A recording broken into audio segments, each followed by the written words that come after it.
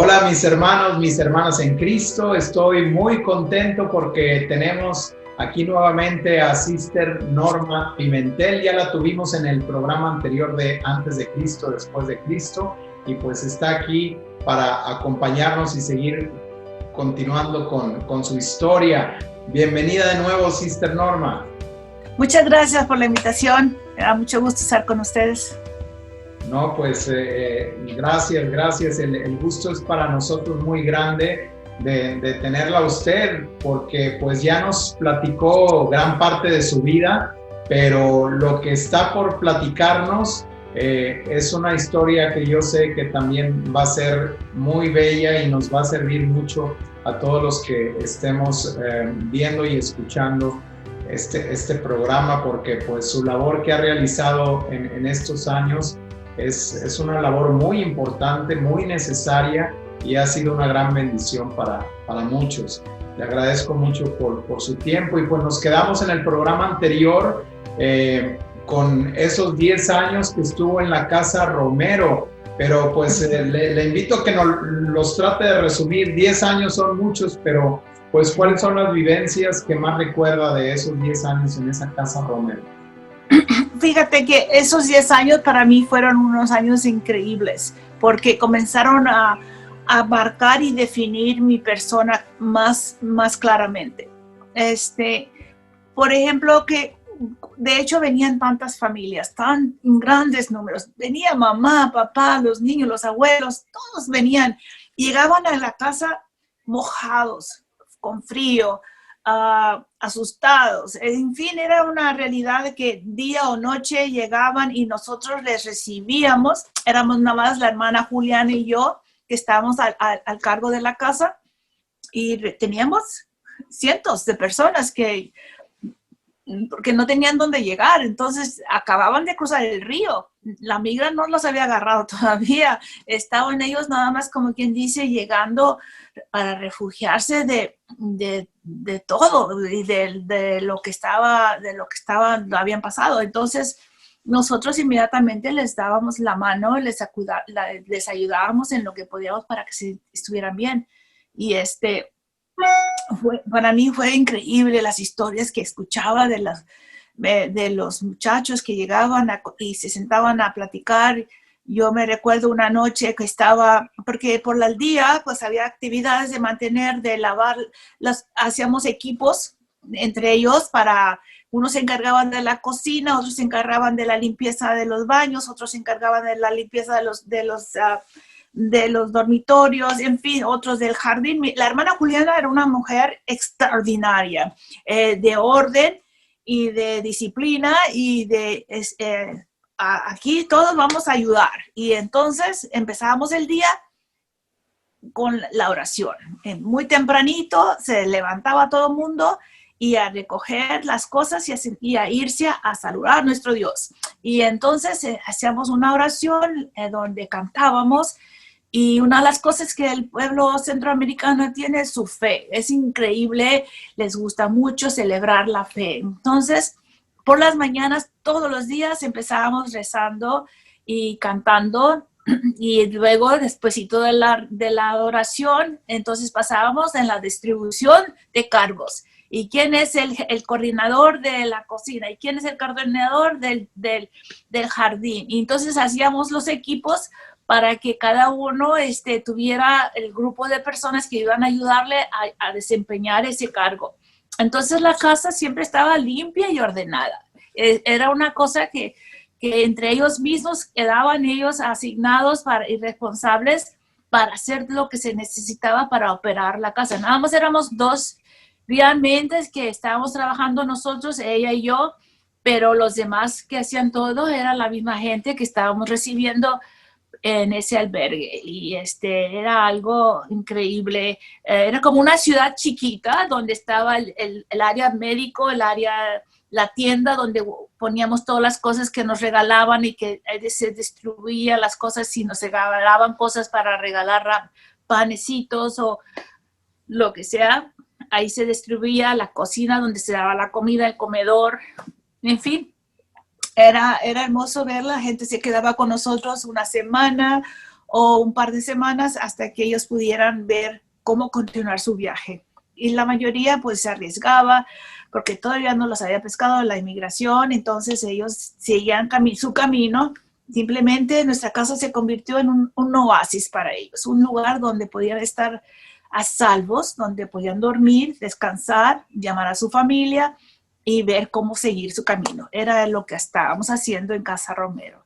Y yo por las noches me gustaba ir a dar la vuelta para que todos estuvieran tranquilos, dormidos, y luego me sentaba en una silla hasta alta hora de las noches y algún joven se sentaba al lado mío y me comenzaba a platicar su historia, qué le pasó, cómo fue que se vino, y esas historias llegaba a conocer realidades muy tristes. Por ejemplo, este joven, muchacho joven, en sus 20 años, me enseña sus manos y ninguno de sus deditos tenía uñas. Y me dice, mire, a mí me pescaron, me torturaron y me quitaban una uña y luego otra uña, y ese era lo que estaba pasando en su país.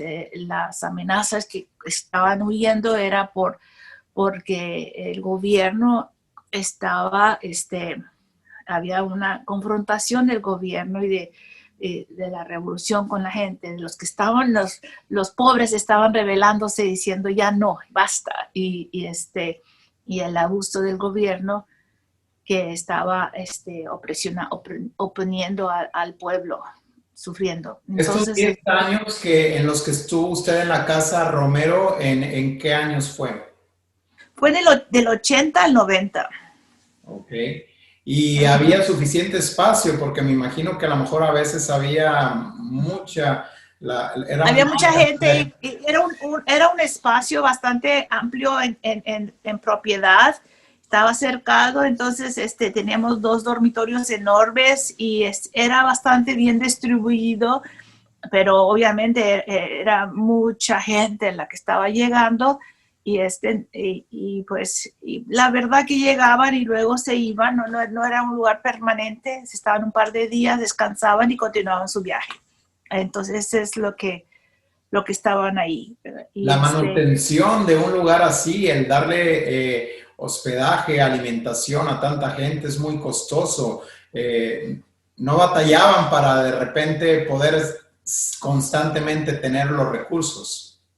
Sí, fíjate que fue algo increíble que operábamos la casa con muy poquito dinero. Todo eran donaciones. Nosotros nos proponíamos, íbamos a sitios, por ejemplo, a lugares donde reciben verduras que luego las venden las distribuyen a los diferentes supermercados. Llegábamos nosotros, la hermana Juliana, y hablábamos con el dueño y nos decía, no nos da la fruta que va a tirar, y entonces dice, sí, cómo no, o la verdura, y llegábamos y cargábamos la camioneta, y luego todo lo que nos daban eran lo que normalmente tiran para los cerdos. Entonces nosotros agarrábamos todo esto, cajas y cajas, llegábamos a la Casa Romero y ahí la gente, las señoras limpiaban todo lo bueno y lo demás lo tiraban a la basura. Y en fin, así nos la pasábamos buscando cosas que pudiéramos conseguir para poder alimentar a esta gente que estaba ahí todos los días. Lo que más hacíamos era arroz y frijoles. Nos mandaban donando costales de arroz y frijoles, una organización desde no sé dónde, y las señoras se ponían a cocinar arroz y frijoles con arroz, y todo la mayoría del tiempo era eso. Si algún pollo llegaba, a veces le daba un poquito de sabor a algún platillo que hiciéramos, pero la mayoría era arroz y frijoles. Y les encantaba, porque si sabes cocinar arroz y frijoles bien, pues la verdad que estás muy contento. Y cuando salía la gente de ahí, de nuestro centro, de nuestra casa, y luego la migración los pescaba y terminaban en el centro de detención, que le llamaban entonces el corralón, y luego la hermana iba y los visitaba en el corralón y dijo, extrañamos el arroz y frijoles que nos daban, estaban tan ricos, aquí nos dan pura comida fea y desabrida. Pero sí, esa es la realidad de Casa Romero. Pobremente logramos mantener a tantas familias y dar lo que necesitaban. Como te decía, la hermana Juliana era una mujer estricta, ordenada y sabía exactamente cómo usar el dinero para aprovecharlo bien. Y siempre le alcanzaba para todo el mes. Si $1,000 nos daban para el mes, era lo único que recibíamos para poder mantener esa casa y lo lográbamos por ella, porque era una persona increíble. ¿Y no se metían en problemas con las autoridades migratorias, sabiendo ellos que ustedes recibían a toda esa gente? Fíjate que en aquel entonces, es algo increíble, en aquel entonces la migración escogió no meterse a la casa y detener a nadie. ¿Por qué? Porque no estábamos haciendo nada contra la ley. Las personas llegaban por su cuenta y se iban. Ellos podían detenerlos antes o los podían detener después, pero durante el tiempo que estaban detenidos ahí, que estaban ahí albergados en este centro, en esta casa, ellos respetaban ese espacio y no interferían. En fin, eso fue en ese entonces. Ahora no creo que lo permitieran. Yo creo que esos tiempos eran otros. ¿La Casa Romero permaneció abierta solamente durante los 10 años que estuvo usted ahí o ha seguido posteriormente? No, la casa en ese entonces como Casa Romero dejó de existir cuando nosotros ya nos retiramos, porque el obispo la entregó a otra organización para hacerla un albergue para gente homeless, ¿verdad? Personas que viven en la calle, que no tienen dónde quedarse. Entonces se convirtió en eso y cambiaron el nombre a Casa Ozanam. Entonces, es lo que existe ahora y existió después de entonces, ya se convirtió en esa casa para personas indigentes y actualmente todavía es así. ¿Y cómo es que pudo usted seguir con su labor con los migrantes después de eso? Sí, entonces la realidad es que la razón que todo cambió porque la situación en el Centroamérica se comenzó a supuestamente componer, ya no, la guerra ya se estaba calmando, ya había circunstancias mejores y por eso es que el obispo fue aconsejado de que era mejor cerrar la casa y hacer un cambio. Entonces, yo personalmente, entonces, fue cuando yo comprendí que a mí me hacía falta prepararme más, porque una de las cosas que yo descubrí de mi persona cuando estaba ahí en Casa Romero era de que había mucha gente que llegaba con gran necesidad de escucharla, pero también de ayudarla en los problemas que traían. Entonces yo era muy joven y no tenía conocimientos de cómo ayudar a alguien cuando te comienza a contar sus realidades difíciles que ha vivido y comencé a darme cuenta de que me hacía falta formación, preparación para poder ayudar a una persona que está luchando y que está batallando. Entonces, yo le pido al señor obispo que si me permite ir a estudiar, a prepararme, estudiar psicología. Entonces, me dice que sí, que vaya, que escoja la universidad que quiera ir y que vaya. Y entonces yo ya hago planes y comienzo a buscar y me decido a ir a Chicago, a Loyola, que está en Chicago, y me inscribo en un programa de 2 años ahí que tienen en Chicago, psicología, teología. Entonces, pues me fui para allá y cerró la casa. Entonces mi siguiente paso fue prepararme y quise entonces prepararme para ayudar a niños. Si ayudamos al niño a saber cómo dirigirlo por el buen camino, entonces va a ser más fácil que esta persona ya no tenga tantos problemas cuando crezca. Entonces ese fue mi plan y me voy para Chicago. Por 2 años. Uh-huh. Después de esos 2 años, ¿qué es lo que sigue, Sister?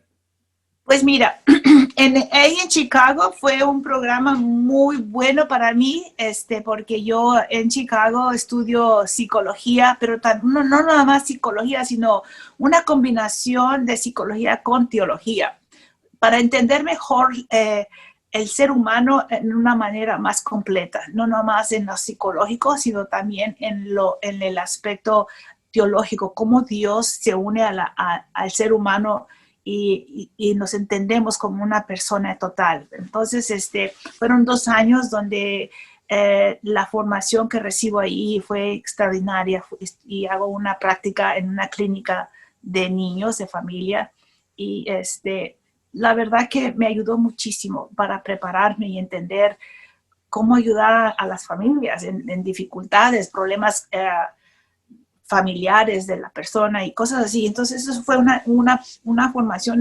buenísima para mí que me gustó mucho. Al regresar aquí de nuevo al Valle, el obispo, entonces yo busco trabajar con Caridades Católicas, porque aquí hay una rama de Caridades Católicas, es precisamente consejería familiar. Entonces, pues fue para mí, vengo y me presento y le digo a la directora entonces que me gustaría mucho ser parte de lo que está pasando en Caridades Católicas y esto es lo que ofrezco. Y pues ella quedó encantada y dijo, claro que sí. Y empiezo a trabajar en Caridades Católicas. Mi empeño inicial ha sido trabajar con niños chiquillos que están teniendo dificultades y trabajar con ellos, pero comencé a darme cuenta de que la mayoría de las personas buscando ayuda de consejería eran matrimonios, era lo que más buscaba, más que los niños. Entonces, sí comencé a ver a niños y a niñas que estaban batallando con ciertos problemas, pero la mayoría de las personas que comencé yo a tratar fueron parejas que estaban teniendo dificultades en sobrevivir su matrimonio. Entonces, ahí me comencé a desenvolver más en ayudar a matrimonios a encontrar un lugar más sano en su relación. Y así fue como empecé yo con Caridades Católicas. Sister Norma, usted que ha trabajado con matrimonios, ¿se puede decir que a lo mejor la causa principal que haya tantos problemas en los matrimonios y ahora tantos divorcios también es porque a lo mejor no tienen a Dios como centro en su familia y en su matrimonio? Pues mira, es muy posible que tengas la razón, que de hecho Dios debe ser el centro de nuestra vida.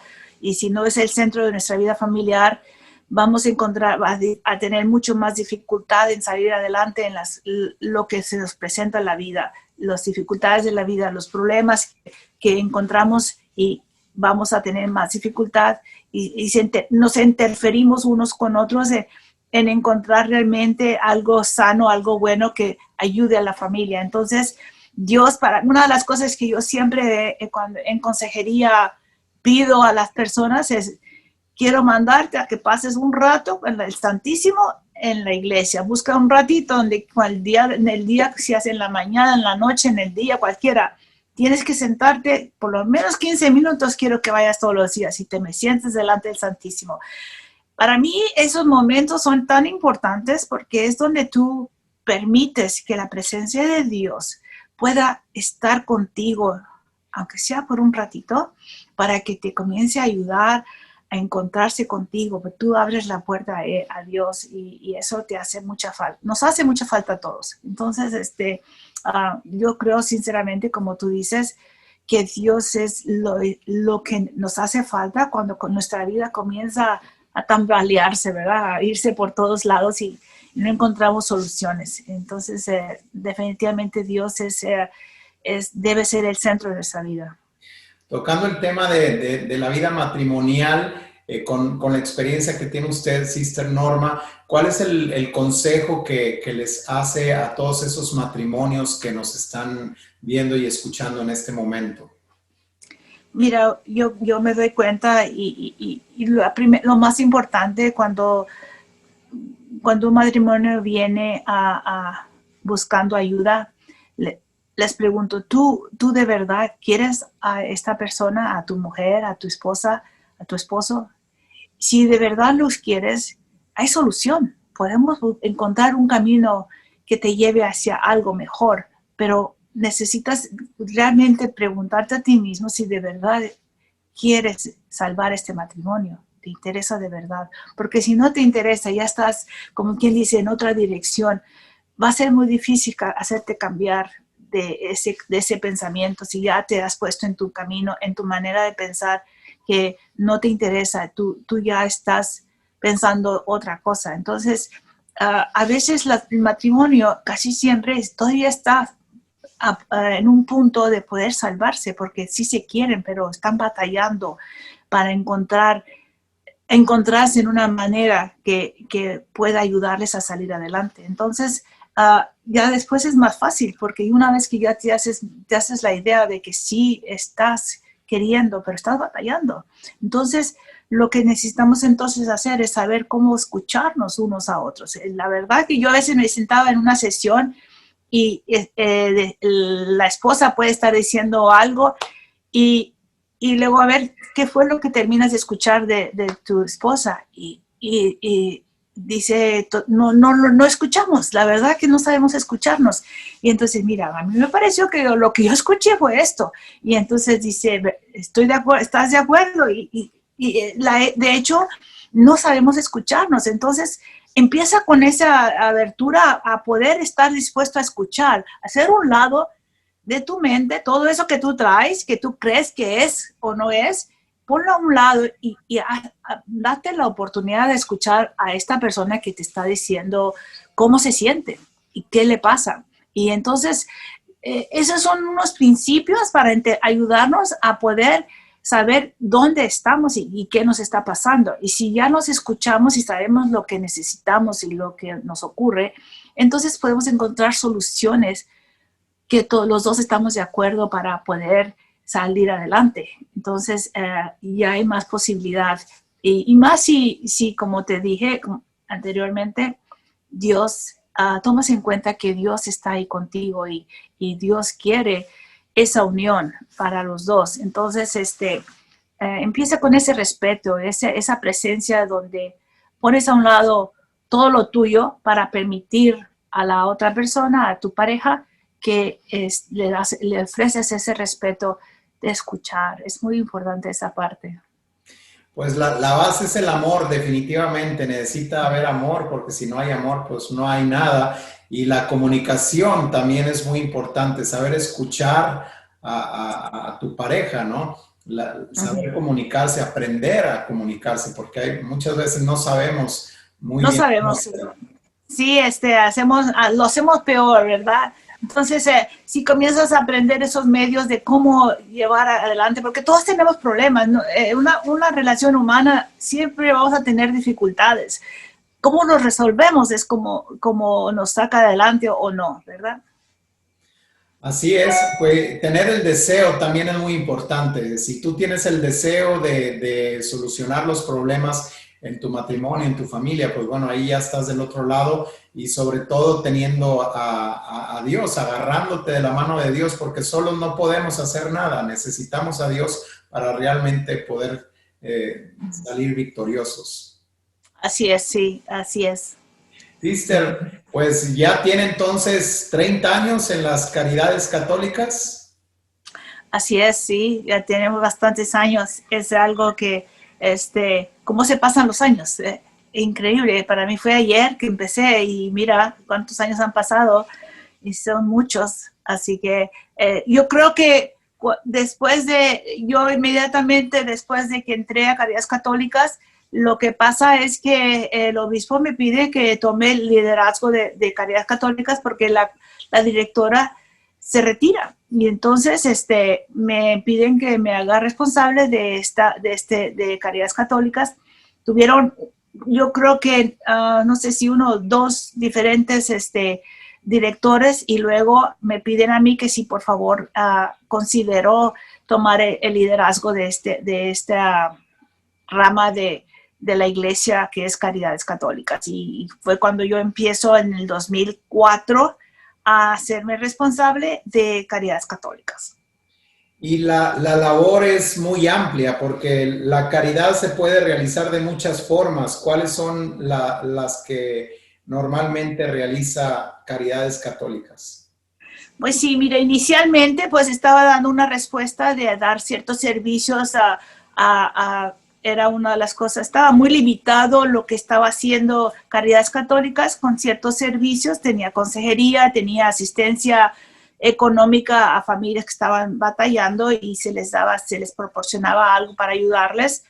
Y no había mucho más diferentes tipos de asistencia o de respuesta de Caridades Católicas. Entonces yo comencé a a buscar, a responder más que nada a las realidades que se estaban viviendo en nuestras comunidades aquí en el Valle de Río Grande, que necesitaba una respuesta de parte de la iglesia. Entonces comenzamos a dar respuesta en muchas diferentes áreas, como es cuando gente sufría por algún desastre de inundación, cuando había mucha lluvia y se inundaba muchas áreas y la gente estaba sufriendo.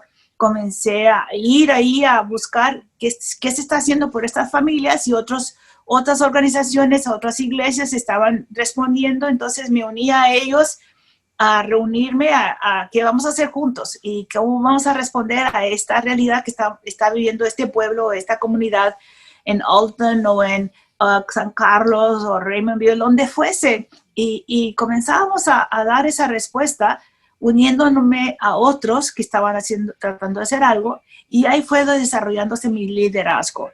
Comencé a tomar el liderazgo de ciertas reuniones y sí, era simplemente cómo podemos trabajar juntos, cómo podemos dar la respuesta que el pueblo está necesitando. Y así fue como se fue desenvolviendo mi trabajo, mi respuesta aquí en Caridades Católicas, ampliando la respuesta que la Iglesia Católica estaba haciendo en todas las áreas posibles, porque eran realidades que estamos viviendo actualmente en el momento que el pueblo necesita ayuda, y nosotros podemos brindar la ayuda uniéndonos a otros que están tratando de hacer lo mismo, y cuando nos juntamos todos tenemos una respuesta mucho mejor en ayuda al prójimo, a las familias que sufren. Y así fue como me he ido desenvolviendo y haciendo tanto que las trabajadoras que trabajan aquí en Caridades Católicas me decían, sister, ya no siga buscando porque ya tenemos mucho trabajo y todo lo que busca lo encuentra y es más trabajo para nosotros. Pero es un equipo que tengo extraordinario de secretarias y personas que están al frente que le dan para adelante, y pues mientras haya gente que necesita nuestra ayuda, vamos a seguir buscando y buscando la forma de ayudar.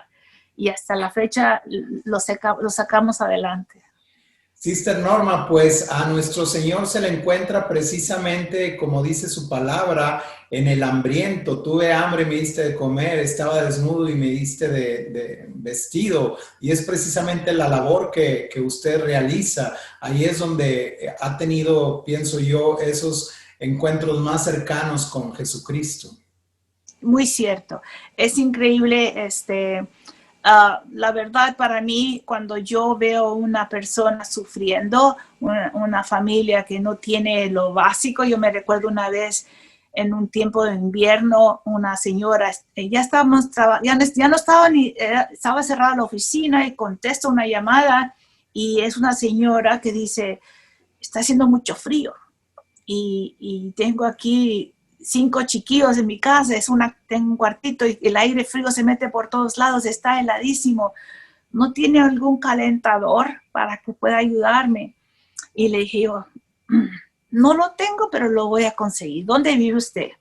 Y me da su dirección y voy a Walmart y compro el calentador y me voy a buscar a esta señora que está allá donde yo ni se imagino cómo llegar, pero ahí llegué a dar donde estaba esa señora. Vivía en un cuartito con paredes que se le miraba, se podía ver para adentro y todo, estaba la madera toda destrozada y todo. En ese cuartito vivía ella con casi 5 niños chiquitos, todos pequeñitos, y estaba fríísimo.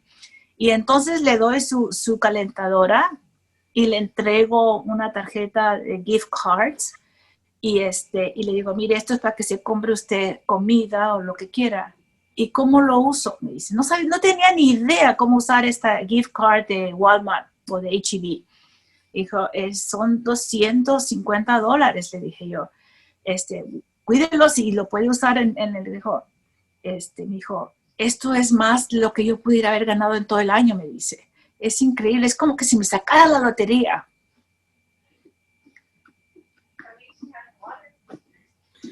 Wow, sister, pues es que hay mucha necesidad y pues es una gran bendición que haya personas como usted que puedan atender las necesidades, sobre todo de los más pobres. Así es. Me revivo momentos como este y vuelvo a estar presente. Vuelvo a ver a la señora, los chiquillos, la expresión de su cara. Y por eso me conmuevo, porque parece que estoy ahí. Así es, pues me imagino que ha de tener muchas experiencias como estas guardadas ahí en su corazón y pues puede tener esa satisfacción de saber que usted está haciendo lo que nuestro Señor nos pide, que es ayudar a nuestro prójimo, entregarnos a nosotros mismos, a los demás, al servicio. Pues Así es, muchísimas muy gracias cierto. realmente por esa labor tan hermosa que está haciendo y es una inspiración para todos nosotros que conocemos la labor tan importante que usted realiza. ¿En qué momento retomó el tema de los migrantes? Mira, en el 2014 vuelven a venir una gran ola de inmigrantes aquí al valle, a la frontera, y la mayoría eran niños, chiquillos. Y estaban aquí,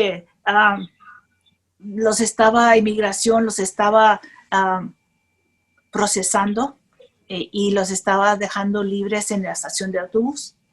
Y mucha gente comenzó a cuestionar, pues, ¿qué está pasando? ¿Cómo es que está esta gente aquí en la estación de autobús? Y fue cuando se miraban que la gente estaba ahí nada más sin saber qué hacer.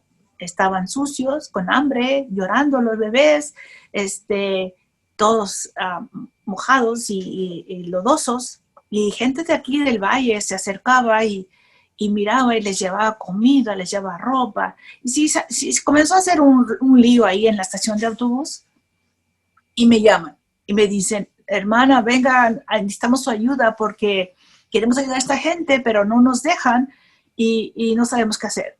Entonces, yo estaba aquí en la oficina en San Juan y pues digo, claro que sí. Y me voy para allá, para la estación de autobús y en el transcurso de ir en el carro, comienzo a decir, Norma, piensa, ¿qué vas a hacer? ¿Qué vas a hacer? Y entonces me recuerdo que hay una iglesia que queda a una cuadra y media de la estación de autobús, Sagrado Corazón, y le dijo, pues llámale al padre Tom, pídele prestado su salón parroquial y ahí los llevas, ¿verdad? Y ahí vemos cómo ayudarlos. Entonces, así pasa. Le hablo al padre Tom, le digo, padre Tom, me presta su salón parroquial por un par de días. Y me dice, sí, Norma, ahí pasa y la secretaria te da la llave. Pues así pasó. Y agarro la llave, abro el salón, voy a la estación de autobús y les digo a las familias, queremos ayudarlos. Nos permite llevarlos a un salón parroquial que queda aquí a una cuadra para poder que ustedes se limpien y coman. Y luego los regresamos aquí a la estación de autobús de nuevo. Y porque soy religiosa, soy monja, me tuvieron esa confianza. Y entonces los demás personas que estaban ahí queriendo ayudar ya se unieron conmigo y pues nos llevamos a la gente al salón parroquial. Y en el transcurso también le llamo a una amiga, una señora de un grupo de oración, y le digo, oye, es Esperanza, ven a Sagrado Corazón que necesito tu ayuda. Y si a qué vamos, pues no tengo ni idea, pero vente, llama a tus amigas y diles a ellas que le llamen a sus amigas, vamos a ver qué hacemos. Pues hay gente que nos necesita. Y ahí en Sagrado Corazón comenzaron todo el mundo a llamar por teléfono, por Facebook y a todas partes. Necesitamos pañales, necesitamos leche, necesitamos teteras, necesitamos comida. Y comenzaron a llovernos cosas de todas partes.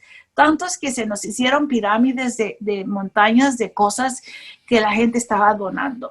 Y venían a ayudar.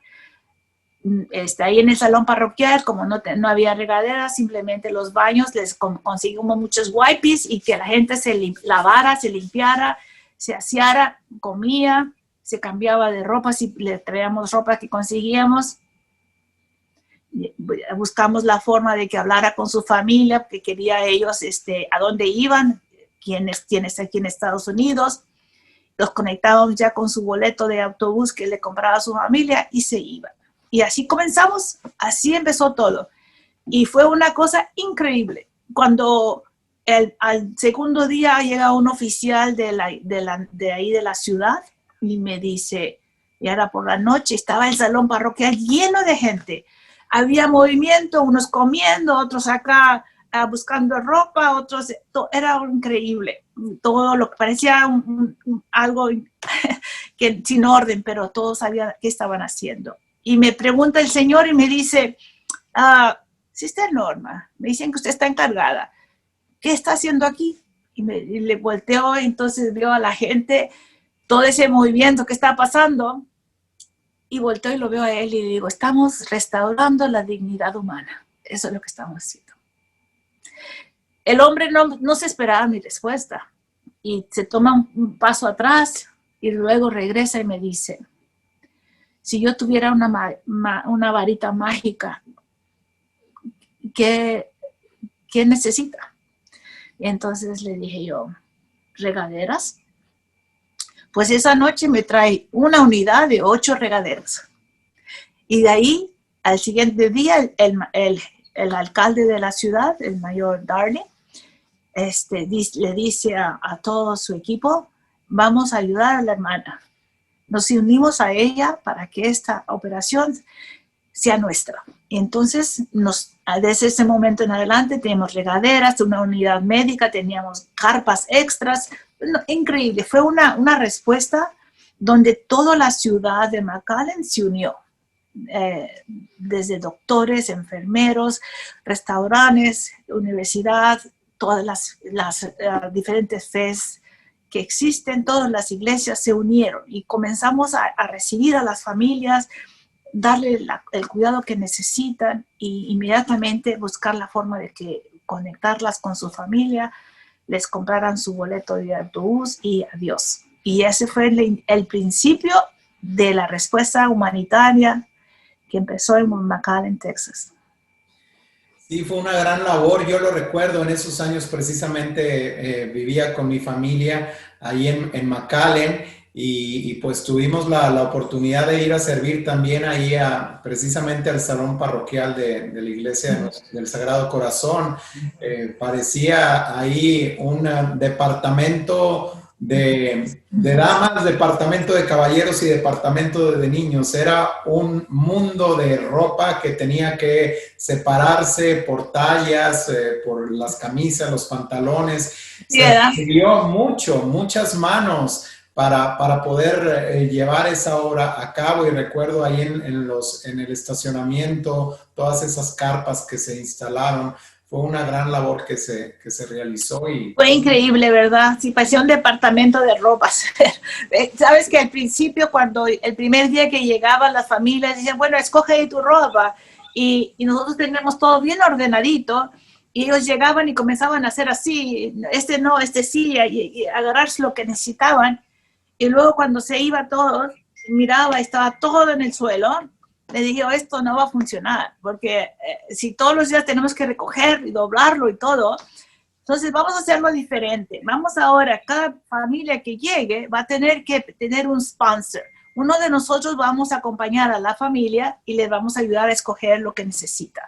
Así que todo el mundo agarraba su canastita y iba algún voluntario, llevaba a la familia y decía, a ver, un pantalón, ¿te gusta este? No, ok, vamos a ponerlo para atrás. Y ahí vamos. Y así como funcionó, porque de otra manera era un desastre. Y fuimos aprendiendo cómo hacer el trabajo para mejor ayudarnos en todo esto. Y así se hizo. Fue una cosa increíble, donde la verdad, hasta la fecha, desde ese día a ahora, fácil hemos ayudado a 200,000 inmigrantes. Wow. Sister Norma, ¿cómo ve la situación migratoria en estos momentos y lo que se viene más adelante? Pues las cosas definitivamente han estado cambiando desde el principio de esas fechas. Primero comenzamos a recibir 100 personas, 200, y así duramos en Sagrado Corazón 3 años. Eso que le pedí al padre, el salón parroquial por un par de días, terminó siendo 3 años que me permanecí ahí. Yo le fui y le dije a él, mire, yo sé que le pedí el salón por unos días, si usted quiere, me voy a ver dónde. Entonces su respuesta, pidiéndole a Dios, ay Señor, por favor, que no me corra. y Y pues no, me dijo, no, Sister Norma, aquí estamos juntos, seguimos con usted hasta que lo necesite. Y pues gracias a Dios, pues ahí me quedé y seguimos adelante. Fueron muy buenos los de Sagrado Corazón en permitirnos estar ahí por tanto tiempo. Pero luego los números comenzaron a bajar porque Inmigración comenzó a poner ya nuevos procedimientos, abrió centros de detención que no existían. Las familias, en lugar de ponerlas en libertad, las ponían en centros de detención.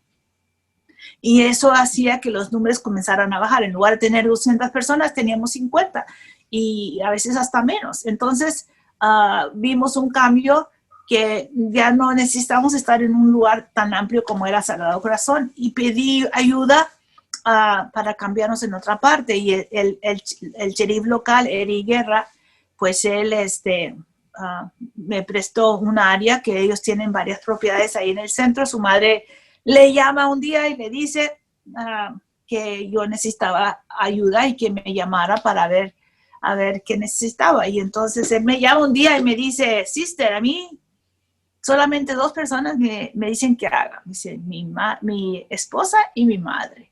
Y pues me dijo que le llamara y aquí le estoy llamando. ¿Qué necesita? Y pues me prestan un espacio que queda muy cerquita de la estación de autobús, pero era pequeñito y perfecto para poder colocarnos ahí en la respuesta de la poca gente que estábamos recibiendo.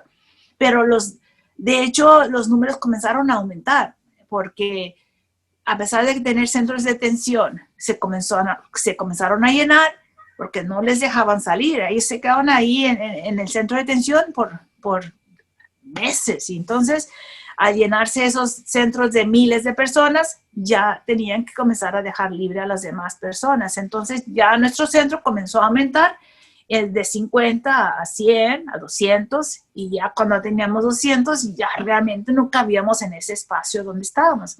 Y comenzamos a buscar otro sitio donde nos cambiamos por Hackberry, que es era un nursing home, un asilo de ancianos, un edificio que antes era eso, y el dueño me lo ofreció y dijo, úsalo. Y fue ideal porque de hecho pues es muy amplio, tenía tantas recámaras, tenía la cocina, en fin, era un lugar bastante amplio y cabían fácil 400 personas sin problema, muy a gusto. Y nos vamos a ese sitio, pero los números siguen aumentando, de 400 hasta 500 a 700 diarios. Estamos hablando de personas que llegan un día en autobuses de la inmigración, la patrulla fronteriza se comunica conmigo y me dice, hoy les llevo 50 personas, pero ahora otro autobús de 100, otro autobús de 100. Y era tanta la gente que estaba entrando y que ellos ya no tenían capacidad para detener en centros de detención y les daban permiso continuar su proceso inmigratorio en otra parte de Estados Unidos donde ellos iban con su familia. Entonces nosotros lo recibíamos, les dábamos la asistencia, el cuidado y se les permitía inmediatamente comunicar con su familia, compraba su boleto de autobús y se iba. Y en un proceso de 24 horas recibíamos un grupo y luego otro grupo y ahí nos íbamos. Y esos números llegaron a aumentar tanto y también había cierta dificultad en la comunidad. Una persona comenzó a levantar una protesta con lo que estábamos haciendo y diciendo, no los queremos aquí, muévanse de aquí. Y la ciudad optó por ayudarme a escoger otro sitio que no fuera tan controversial donde estábamos y encontramos otro sitio que es a cruzar la calle de la estación de autobús y donde actualmente estamos ahora.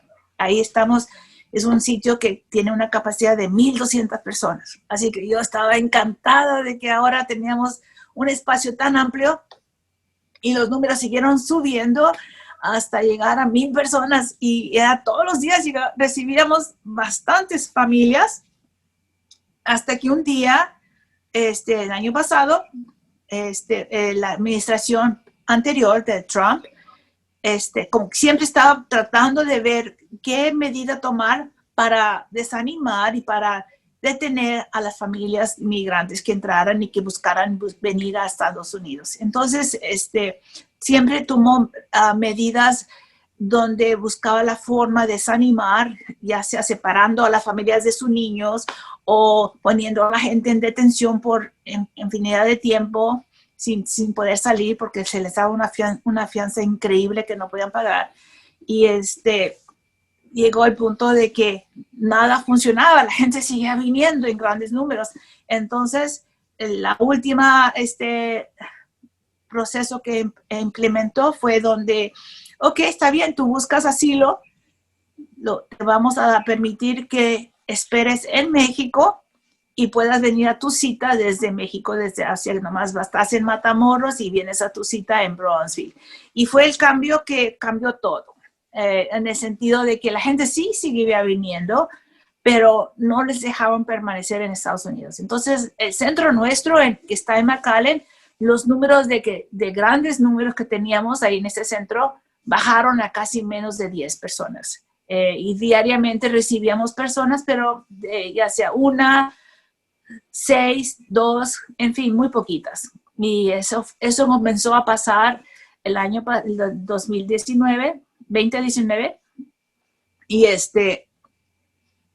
de hecho, todo ese año pasado estuvieron las familias esperando en Matamoros y teníamos miles de personas ahí en una situación tan drástica, tan triste, donde las familias estaban ahí sin nada y no tenían dinero, no tenían dónde estarse. Entonces yo me uní a otras personas, a otros grupos que estaban ayudándoles, llevarles comida y comenzar a organizar esa respuesta de tanta gente de Estados Unidos que quería ayudar, organizarnos para poder mejor ayudar a las familias. Se les comenzó a dar carpas, se les comenzó a dar todo el cuidado que ellos necesitaban mientras esperaban, iban a sus citas, pero fue una trayectoria muy larga y muy triste porque no les daban esperanza, les hacían esperar, ok, tienes tu cita mañana, se presenta y luego les decía, ven en 3 meses. Y ven en 3 meses y nunca les resolvían nada. Y era una manera para desanimarlos. Entonces, de todos los que lograban someter su asilo, se negaban a todos. No importaba qué tan válido era su asilo, iban con algún abogado que le estaba dando el servicio gratis y los abogados decían, es que era buenísimo el caso y sin embargo se lo negaron. Simplemente era una forma de desanimar y de prohibir la entrada a Estados Unidos.